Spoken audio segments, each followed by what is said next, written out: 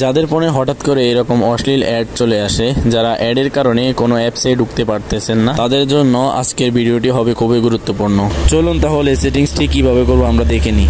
প্রথমে আপনি আপনার মোবাইল সেটিংসে যাবেন, পরে স্ক্রল ডাউন করে নিচে আসবেন, কানেকশন এন্ড শেয়ারিং এটাতে ক্লিক করবেন। ক্লিক করে স্ক্রল ডাউন করে নিচে এসে প্রাইভেট ডিএনএস এ ক্লিক করবেন। ক্লিক করার পরে আপনি private DNS provider host name এখানে ক্লিক করে dns.adguard.com এটা লিখে দিবেন। লিখে দেওয়ার পরে আপনি এখান থেকে সেভে ক্লিক করবেন। যখন আপনার লেখা শেষ হয়ে যাবে সেভে ক্লিক করে ব্যাক দিয়ে বের হয়ে আসবেন। তারপর স্ক্রল ডাউন করে নিচে এসে গুগলে ক্লিক করবেন, তারপর অল সার্ভিসে ক্লিক করবেন। স্ক্রল ডাউন করে নিচে এসে এখান থেকে আপনি অ্যাডসে ক্লিক করবেন। অ্যাডসে ক্লিক করার পরে আপনি এখান থেকে রিসেট অ্যাডভার্টাইজিং আইডি কনফার্মে ক্লিক করে এটা রিসেট করে নেবেন। তারপর ডিলেট অ্যাডভার্টাইজিং আইডি এখানে ক্লিক করে আইডিটা ডিলিট করে দিবেন।